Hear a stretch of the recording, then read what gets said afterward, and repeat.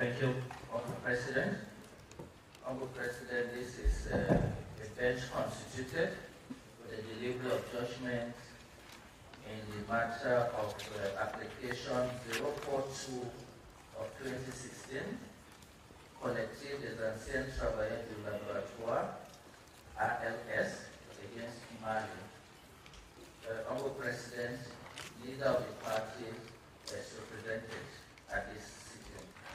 And the second matter for delivery of judgment is application 016 of 2017, Dexter and Johnson against Ghana.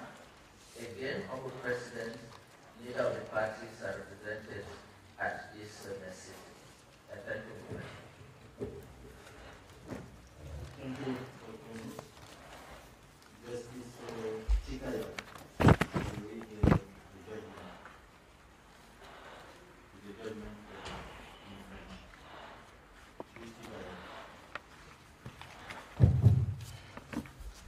Merci Président, merci chers collègues. Dans le cadre de cette session, la Cour a connu une affaire relative à l'intoxication par un minerai, qui est l'affaire appelée Collectif des Anciens Travailleurs du Laboratoire ALS contre le Mali.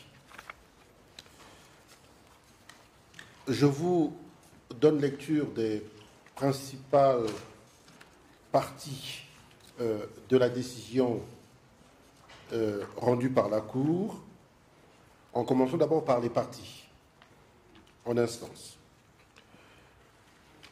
Le collectif des anciens travailleurs ALS et travailleurs de la société anonyme à responsabilité limitée, ce collectif est domicilié au Mali. L'État défendeur se trouve en effet la République du Mali, qui est devenue partie à la Charte africaine des droits de l'homme et des peuples le 21 octobre 1986, et le 24 janvier 2004, il a déposé la déclaration acceptant la compétence de la Cour pour recevoir les requêtes émanant des individus et des organisations non gouvernementales.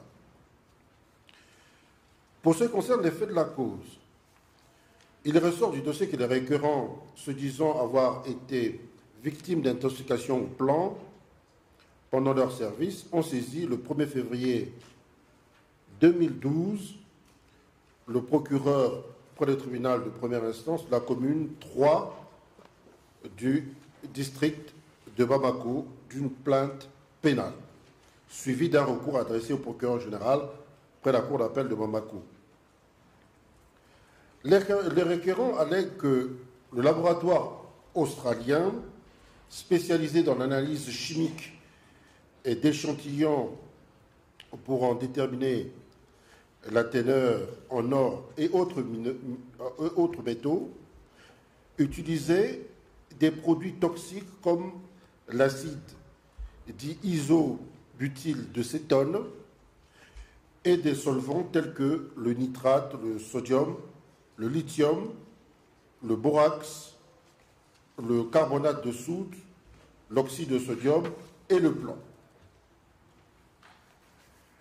N'ayant reçu du procureur général aucune information sur l'évolution du dossier dont il s'était saisi, une année après la saisine, ils ont conclu que la procédure a été anormalement prolongée par les autorités judiciaires de l'État défendeur. En conséquence, ils ont décidé de saisir la Cour d'Océan. Les requérants allèguent les violations suivantes. Les requérants affirment que leur droit de jouir du meilleur état de santé possible, prévu aux articles 16, 24 de la Charte et 12 du Pacte international relatif aux droits économiques, sociaux et culturels, aurait été violé.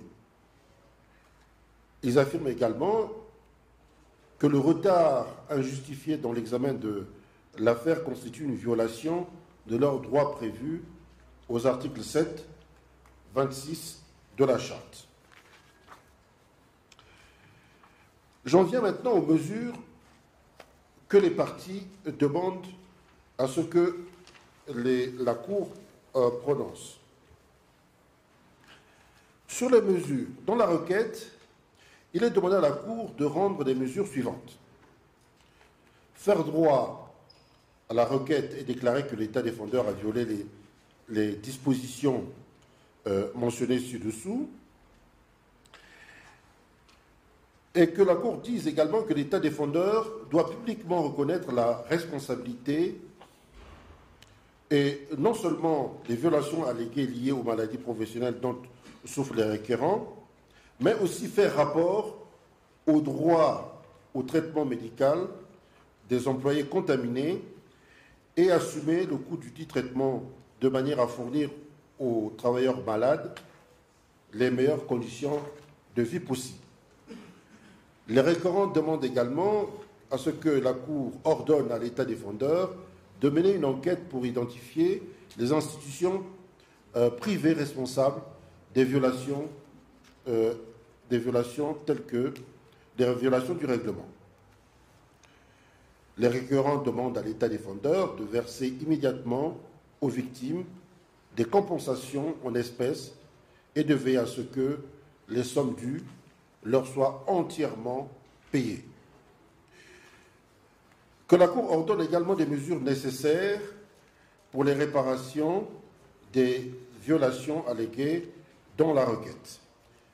Et enfin, il a aussi demandé à ce que la Cour ordonne à l'État de publier l'arrêt de la Cour dans le journal officiel et dans les quotidiens locaux. Dans son mémoire, l'État défendeur demande à la Cour, sur la forme d'abord, de déclarer que la requête est irrecevable pour défaut de qualité de saisir la Cour et pour non-épuisement de voies de recours internes. Sur le fond, l'État rejette la requête au motif que celle-ci se trouve sans fondement. Des précisions sur la compétence de la Cour en l'espèce. L'article 3 du protocole dispose que la Cour a compétence pour connaître de toutes les affaires et de tous les différends dont elle est saisie concernant l'interprétation et l'application de la charge. Ce que poursuit l'article 39 du règlement intérieur, la Cour procède à un examen préliminaire de sa compétence. L'État défendeur conteste la capacité juridique des requérants à déposer la requête et soutient que l'accès à la Cour devrait être autorisé uniquement aux individus et non aux groupes d'individus, comme c'est le cas. Les requérants contestent la thèse de l'État défendeur et affirment qu'ils ont qualité pour agir devant la Cour. La Cour fait observer de son côté que, comme elle l'a indiqué au paragraphe 1er du présent arrêt, que les requérants forment un groupe informel de 113 personnes. Elle rappelle que la République du Mali est partie au protocole et qu'elle a déposé la déclaration prévue à l'article 34.6, permettant aux individus de saisir directement la Cour, conformément à l'article 5.3 du protocole.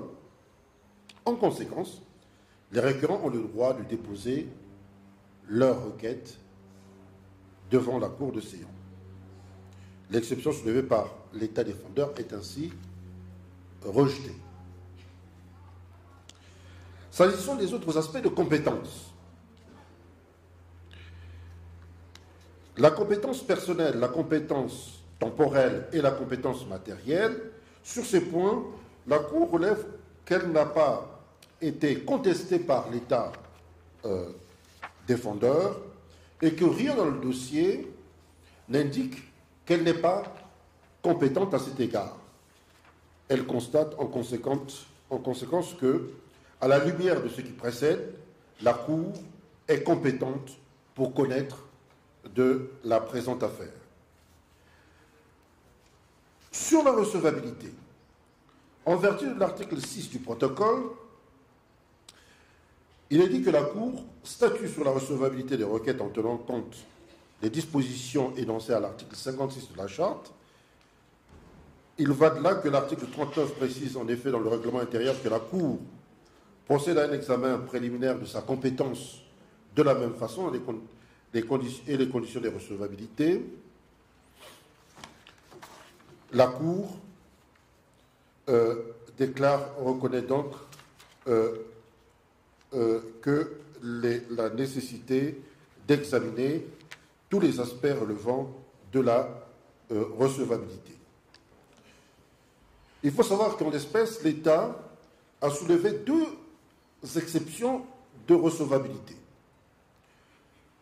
Une relative à l'identité des requérants et l'autre relative à l'épuisement des voies de recours internes. Sur l'exception relative à l'identité des requérants, l'État défendeur soulève une exception d'irrecevabilité de la requête et invoque l'absence d'une identification appropriée des membres du groupe qui a déposé la requête. En réponse, les requérants présentent une liste des noms complets et le nombre de ces personnes est de 113 anciens travailleurs de ALS et ces derniers forment un groupe.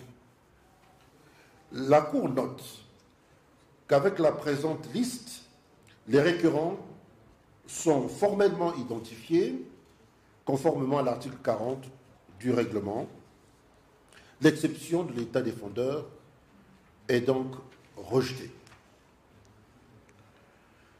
S'agissant de la question sur le non-épuisement des recours internes, l'État défendeur dit que les requérants, que la requête doit être déclarée irrecevable au motif que les voies de recours internes n'ont pas été épuisées. Car en l'absence d'une décision sur la plainte pénale, comme c'est le cas en l'espèce, les requérants auraient dû saisir le juge d'instruction et se constituer partie civile, ce qu'ils n'ont pas fait. L'État défendeur affirme que les requérants ont saisi le procureur de la République, alors que l'autorité compétente en la matière est le tribunal du travail qui statue sur toutes les questions relatives aux litiges entre les employeurs et les employés. L'État défendeur réitère, de la même façon que le bureau du procureur général n'a pas compétence pour statuer sur l'affaire et ajoute que les plaignants dans cette affaire sont différents du collectif des anciens travailleurs qui ont saisi la Cour. Dans la requête, il est dit que les requérants ont engagé des procédures administratives et politiques qui se sont avérées infructueuses et qu'en conséquence, le 1er février 2012, ils ont saisi le procureur près le tribunal de première instance de la commune 3 du district de Bamako. Il allègue que précisément un peu plus d'un an après la plainte, le 17 mai 2013, ils ont adressé un courrier au procureur général près la cour d'appel de Bamako, retraçant l'historique et joignant les divers courriers et démarches réalisées. Les requérants considèrent que si ces voies de recours internes sont disponibles pour remédier à la situation, elles sont inaccessibles, inefficaces et insuffisantes en pratique. Citant la jurisprudence d'autres cours, ils soutiennent que l'exigence des voies de recours internes ne peut être valable que si celles-ci constituent des voies de recours efficaces et si les délais qu'elles requièrent ne sont pas anormalement prolongés. Dans la réponse, les requérants réfutent l'argument de l'État défendeur selon lequel ils auraient déposé une plainte avec constitution de partie civile auprès du juge d'instruction, affirmant que l'objectif derrière une plainte pénale était d'obtenir la reconnaissance que l'État défendeur avait violé les droits garantis. Les requérants soutiennent que pour se constituer partie civile auprès du juge d'instruction, une décision du procureur général était nécessaire, qu'en conséquence, en l'absence de cette décision, le processus n'a pas pu continuer et qu'ils ont été contraints d'attendre une réponse qui, 5 années plus tard, n'était toujours pas disponible. Les requérants allèguent par ailleurs que le temps écoulé entre le dépôt de la plainte pénale et la date de la saisine de la Cour indique un retard injustifié dans le traitement des recours, ce qui rend inapplicable la condition de l'épuisement des voies de recours internes requise par l'article 40 du règlement et 56 de la Charte. Il en résulte que la question à trancher est celle de savoir s'il existe dans le système judiciaire de l'État défendeur un recours que les requérants pouvaient saisir pour éviter le retard dans la décision du procureur général sur leur plainte. À cet égard, la Cour rappelle que dans l'affaire Époux Diakité contre République du Mali, elle avait conclu qu'au terme de l'article 62 du Code de procédure pénale malien, que les requérants avaient au moins la possibilité de saisir directement le juge d'instruction en se constituant partie civile. La Cour a estimé que la saisine du juge d'instruction était un recours efficace et satisfaisant au terme de l'article 90 du Code de procédure pénale malien qui dispose que le juge d'instruction procède conformément à la loi à tous les actes d'information qu'il juge utiles à la manifestation de la vérité. Et de l'article 112 du même Code qui donne aux parties civiles le droit de participer dans la procédure, y compris de faire appel contre les décisions du juge d'instruction. La Cour avait conclu en conséquence que si les requérants n'étaient pas satisfaits du prolongement de la procédure relative à la plainte pénale devant le procureur général, ils avaient la possibilité de saisir le juge d'instruction et de se constituer partie civile. En l'espèce, les requérants ont déposé une plainte pénale devant le bureau du procureur général de l'État défendeur le 1er février 2012. Mais jusqu'au 1er juillet 2016, date de la saisine de la Cour de Séan, la dite plainte pénale n'a donné lieu à aucune décision. Pour la Cour de Séan, en application de la jurisprudence en la matière, les requérants auraient pu saisir le juge d'instruction pour éviter le retard allégué dans le traitement de la plainte par le procureur général. N'ayant pas exercé ce recours, les requérants n'étaient pas fondés à soutenir que la procédure a été anormalement prolongée. Compte tenu de ce qui précède, la Cour conclut que les requérants n'ont pas épuisé les voies de recours internes. Sur les conditions de recevabilité qui ne sont pas en discussion entre les parties, ayant conclu que la requête est irrecevable en raison du non-épuisement des voies de recours internes, la Cour n'a pas à se prononcer sur les questions de savoir si d'autres conditions de recevabilité prévues à l'article 40 du règlement ont été remplies, dans la mesure où les conditions de recevabilité sont cumulatives et si l'une d'elles n'est pas remplie, la requête devient irrecevable. Pour ce qui précède, la Cour déclare donc la requête en l'espèce irrecevable. Sur les frais de procédure, la Cour note que les parties n'ont pas fait observation sur les frais de procédure. Toutefois, l'article 30 du règlement dispose comme suit: à moins que la Cour n'en décide autrement, chaque partie supporte ses frais de procédure. Compte tenu de ce qui précède, la Cour décide que chaque partie supportera ses frais de procédure. Sur le dispositif, il est donc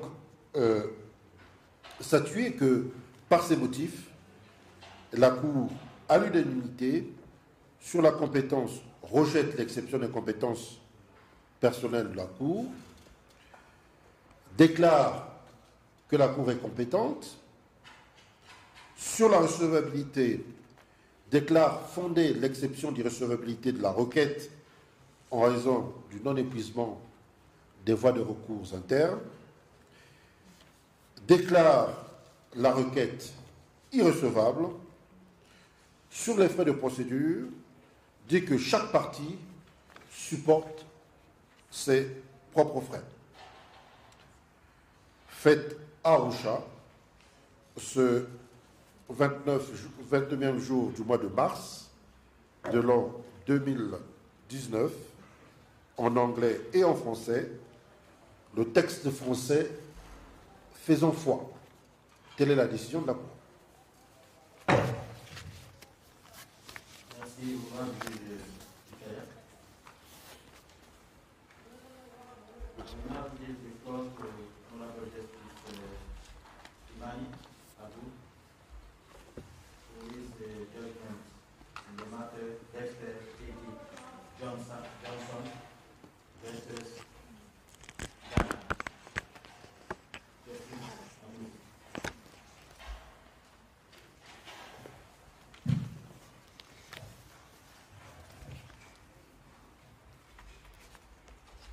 This is a ruling in the matter of Dexter A.D. Johnson and Republic of Ghana, application number 016-2017. I'll read this ruling in parts, just the substantive part of the decision of the court.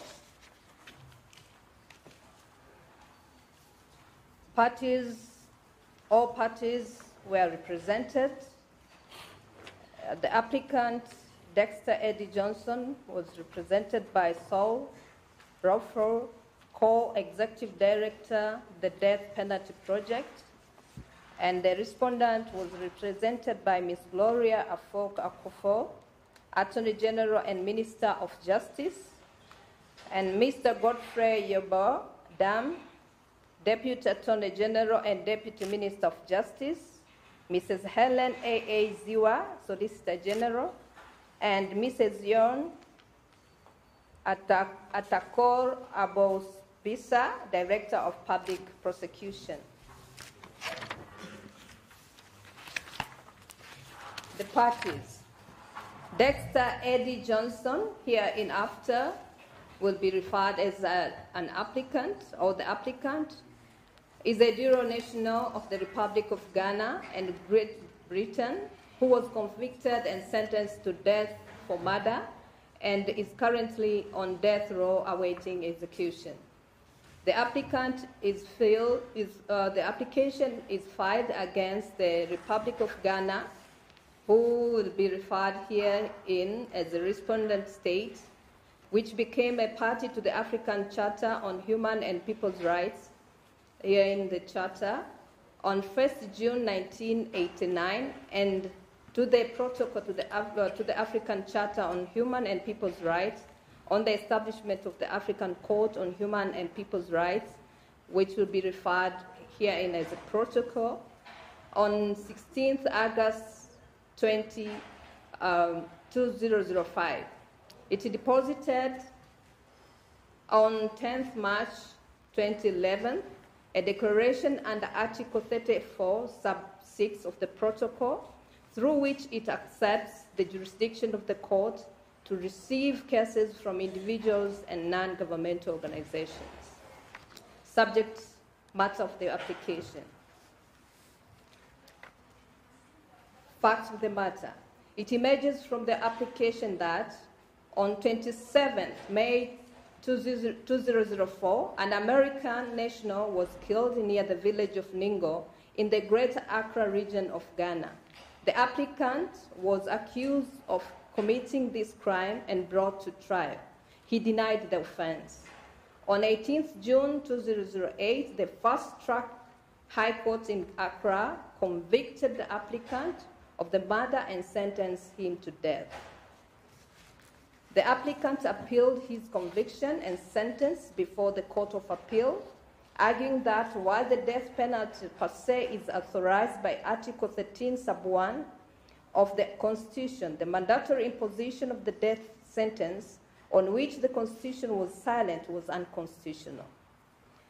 To buttress this assertion, the applicant argued that the mandatory death penalty violates the right not to be subjected to inhumane and degrading in treatment or punishment, the right not to be arbitrarily deprived of life, and the right to a fair trial, all of which are protected by Ghana's Constitution. On 16th July 2009, the Court of Appeal dismissed the appeal, both on the conviction and sentence. The applicant further pursued his appeal against both conviction and sentence before the Supreme Court. And on 16th March 2011, his appeal was again dismissed. Subsequently, in December 2011 and April 2012, respectively, the applicant made two clemency petitions to the President of Ghana. In July 2012, the applicant filed a communication to the United Nations Human Rights Committee, hereinafter will be referred as HRC, under the first optional protocol to the International Covenant on Civil and Political Rights. On 27th March 2014, the HRC found in its view that since the only punishment for murder under Ghanaian law was the death penalty, courts had no discretion but to impose the only sentence permitted by law. The HRC held that automatic and mandatory imposition of the death penalty constitutes an arbitrary deprivation of life contrary to Article 6 Sub 1 of the International Covenant on Civil and Political Rights, hereinafter to be referred as ICCPR. It thus ordered the respondent state to provide the applicant with an effective remedy, including the commutation of his sentence. The HRC also reminded the respondent state that it was under a duty to avoid similar violations in future, including by adjusting its legislation in line with the provisions of the ICCPR. The HRC further requested the respondent state to file within 108 days information about the measures taken to give effect to its views, and also requested the respondent state to publish the HRC's views and have them widely disseminated in the respondent state.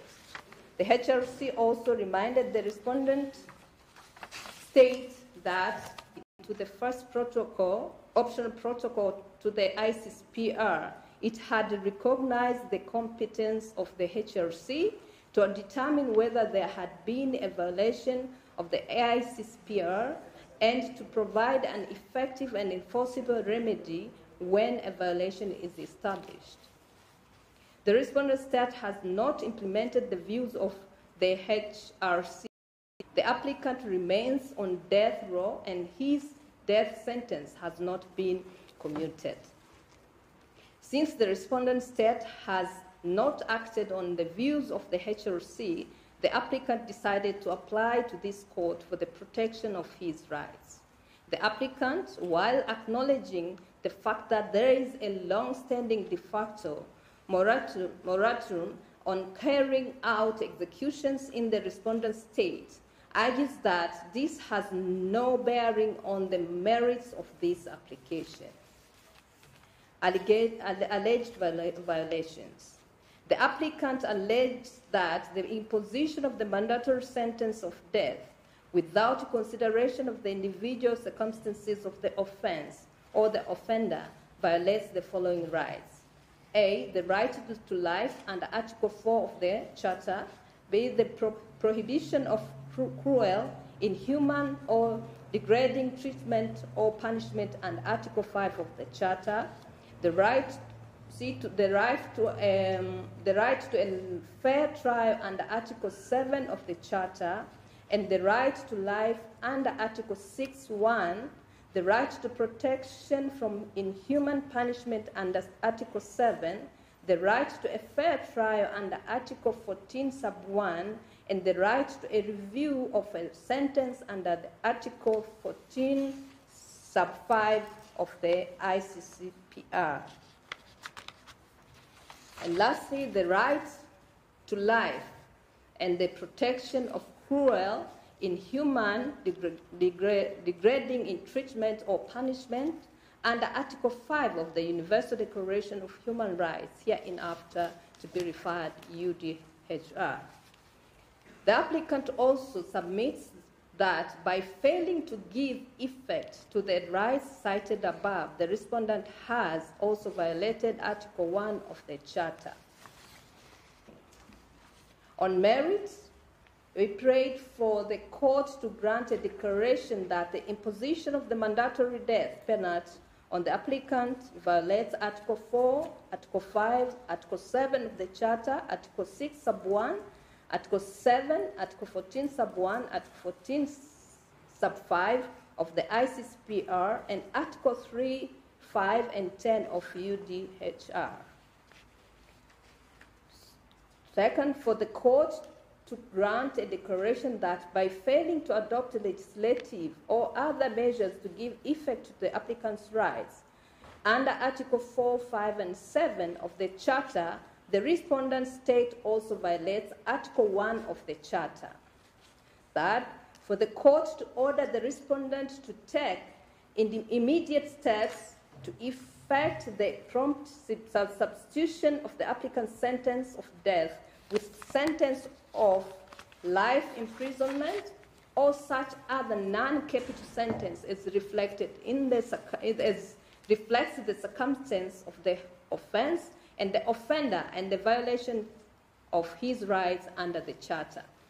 And lastly, he prayed for the court to order the respondent state to take legislative or other remedial measures to give effect to the court's findings in their application to other persons.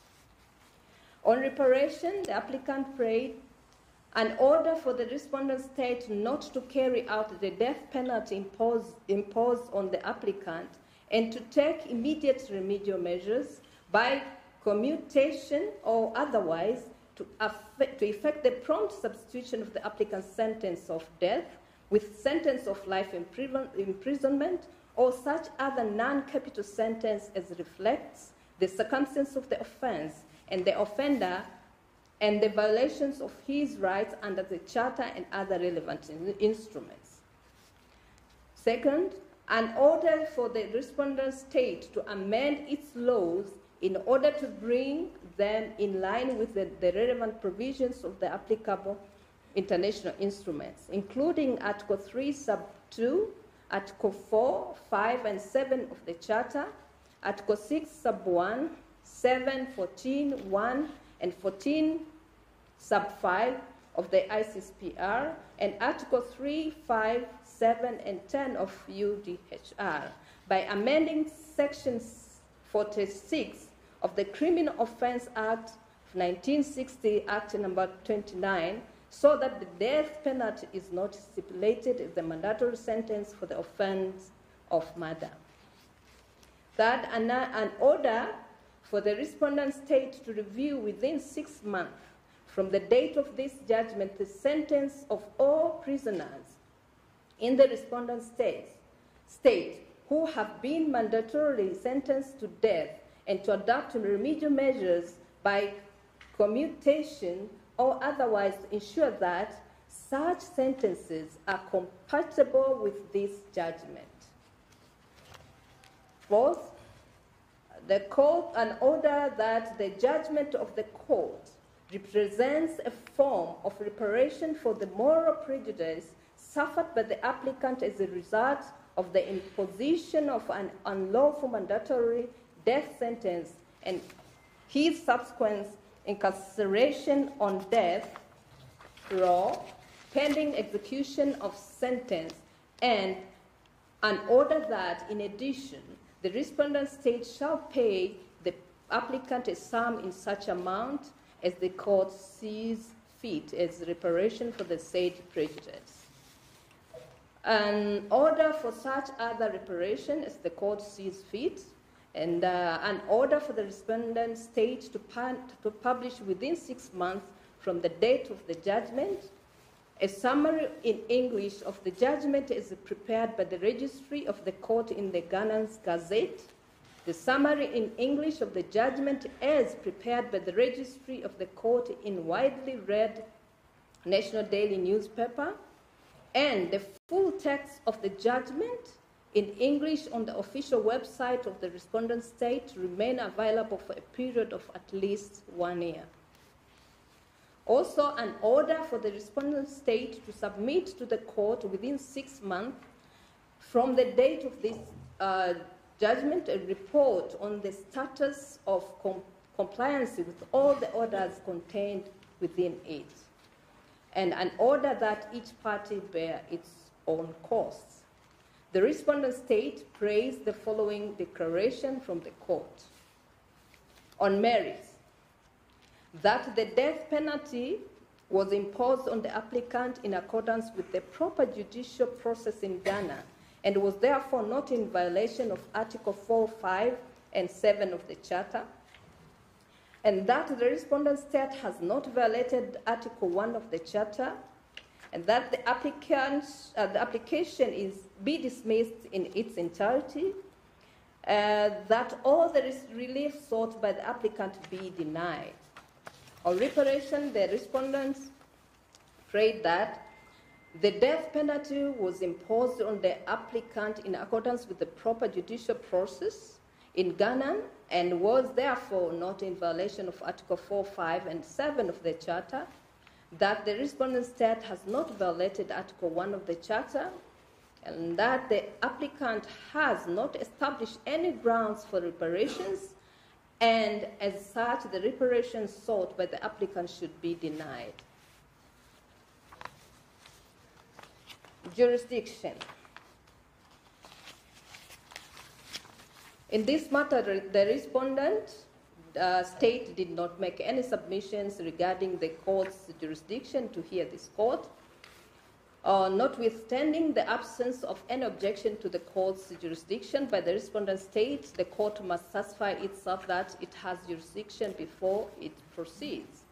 Therefore, in this application, the court finds that it has material jurisdiction given that the application invokes violation of human rights protected under the Charter and other human rights instruments ratified by the respondent state. Second, personal jurisdiction, given that the respondent state is a party to the protocol and has deposited the declaration prescribed under Article 34 sub 6, thereof allowing individuals to institute cases directly before it in accordance with Article 5 sub 3 of the protocol.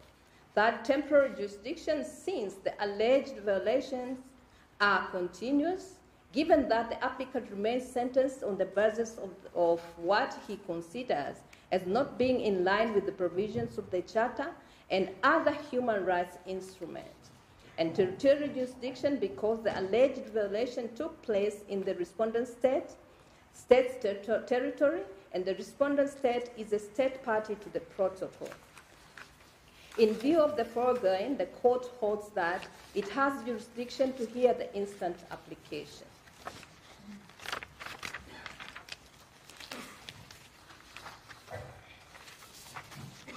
The court notes that with regard to the admissibility of the application, the respondent state merely notes that in determining admissibility, the court should be guided by the provisions of Article 56, sub 5 of the Charter, Article 6, sub 2 of the Protocol, and Rule 40 of the Rules. The respondent state did not raise any objection, as I said, to the admissibility of the application. Nevertheless, the court will suo motu and as empowered by Rule 39 of the rules, examine whether the application meets the admissibility requirements set out in Rule 40 of the rules and at Article 56 of the Charter. The court notes that the application discloses the identity of the applicant, is incompatible with the constitutive act of the Charter, is not written in disparaging or insulting language directed at the respondent state and its institutions of the African Union, is not based exclusively on news disseminated through mass media, and was sent after the applicant exhausted local remedies, since the applicant's appeal was dismissed by the Supreme Court, which is the highest appellate court in the respondent state, and was also filed with this court within a reasonable time after the exhaustion of the local remedies. The court thereafter finds that the application meets the admissibility requirements under Article 56.1 to 56.6 of the Charter, which are reflected in Rule 40 sub 1 to 46 of the rules. Sub 7 of the rules, applications shall be considered if they do not deal with cases which have been settled in accordance with the principles of the Charter of the United Nations or the Charter of the Organization of African Unity or the provisions of the present Charter. The court further notes that examining compliance with this provision requires it to make sure that it has not been settled in accordance with the principles of the Charter of the United Nations or the constitutive act of the African Union or the provisions of the Charter. The court also notes that the notion of settlement implies the convergence of three major conditions. One, the identity of the parties. Second, the identity of the application or their substitution of whether the case flows from a request made in the initial case. And third, the existence of a first decision on the merits. This position has also been confirmed by the African Commission, which has held that for a matter to fall within the scope of Article 56.7 of the Charter, it should have involved the same parties, the same issues, and must have been settled by an international or original mechanism.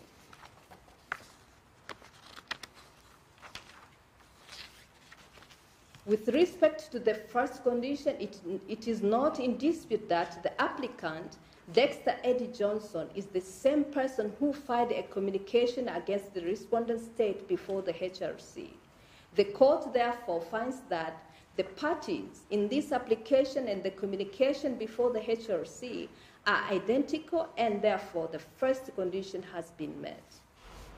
With regard to the second and third conditions, the court notes that in the communication examined by the HRC, the applicant claimed that a mandatory death penalty for all offenses of a particular kind, such as murder, prevents the trial court from considering whether this form of punishment is appropriate, and thus the death penalty amounts to a violation of his right to life under Article 6, sub 1 of the ICCPR.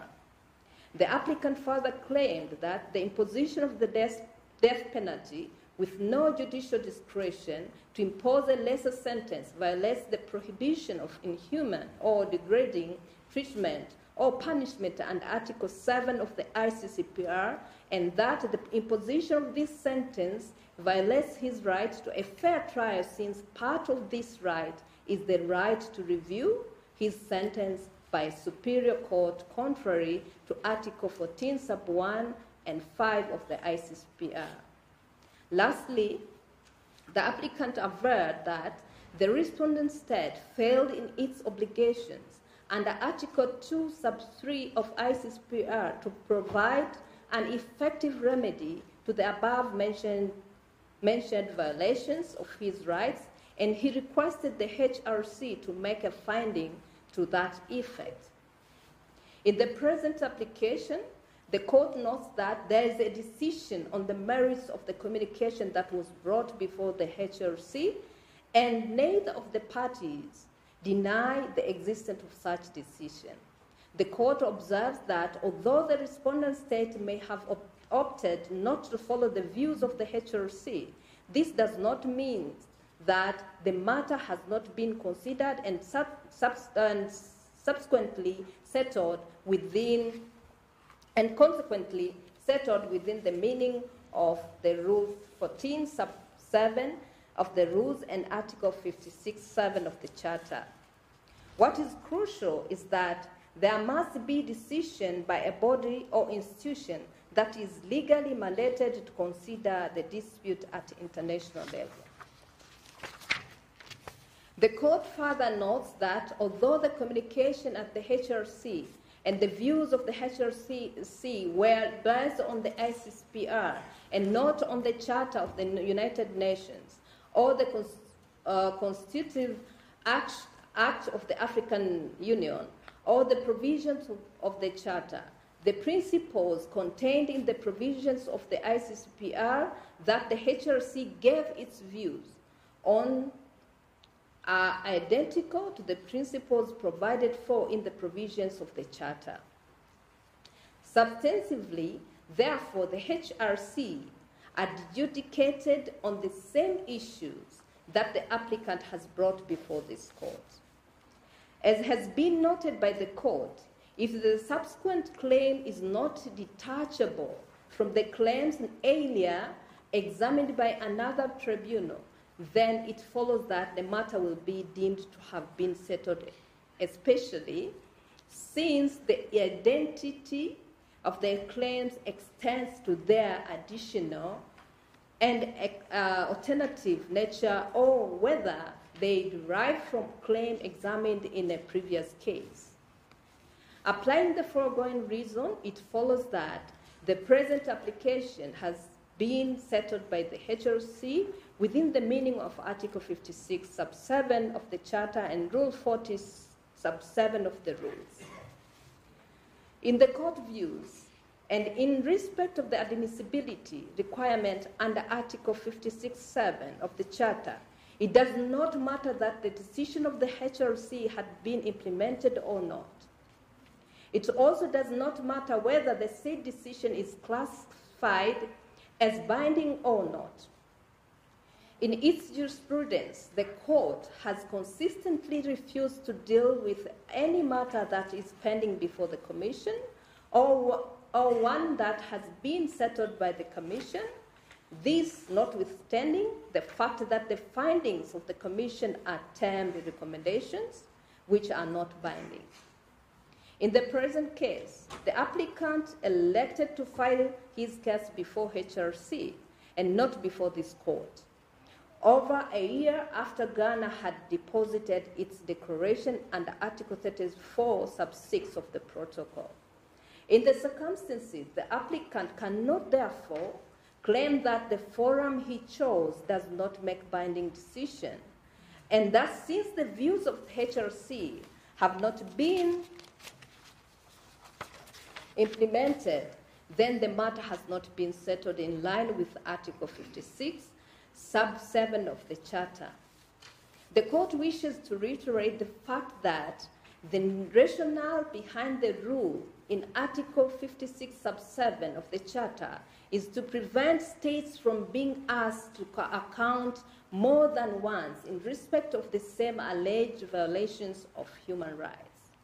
In the views of the African Commission, I quote, this is called the non-bis idem rule, also known as principle of prohibition of double jeopardy deriving from criminal law. and ensures that in this context, no state may be sued or condemned more than one for the same alleged violation of human rights. In effect, this principle is tied up with the recognition of the fundamental res judicata status of the judgments issued by the international and regional tribunals and or institutions such as the African Commission. Res judicata is the principle that a final judgment of a competent court or tribunal is conclusive upon the parties in any subsequent litigation involving the same cause of action. End of quote. In conclusion, the court finds that the present application does not fulfill the admissibility requirement under Article 56, sub 7 of the Charter, which is also reflected in Rule 40, sub 7 of the rules. The court recalls that conditions of admissibility under Article 56 of the Charter are cumulative and as such, when one of them is not met, then the entire application cannot be considered. In the instance case, since the application does not meet the requirements set forth in Article 56(7) of the Charter, the court therefore finds the application inadmissible. Cause. The applicant praised the court's order each party to bear its own costs. The respondent state did not make any submission pertaining to the cost. According to Rule 30 of Rules of the Court, unless otherwise decided by the court, each party shall bear its own costs. The court in this matter does not see any reason why it should depart from the position of Rule 30, and as such, it orders each party to bear its own costs. On operative part, for these reasons, the court unanimously on jurisdiction declares that it has jurisdiction to hear the application on admissibility by a majority of 8-4 and 2 judges against Justice Rafa Benachro and Blazer Chikaya dissenting, declares that the application is inadmissible.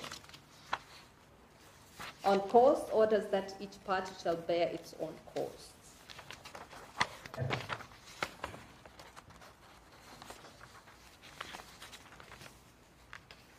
The ruling delivered at Arusha, this 28th day of March in 2019, in English, in French, and the English text being authoritative. So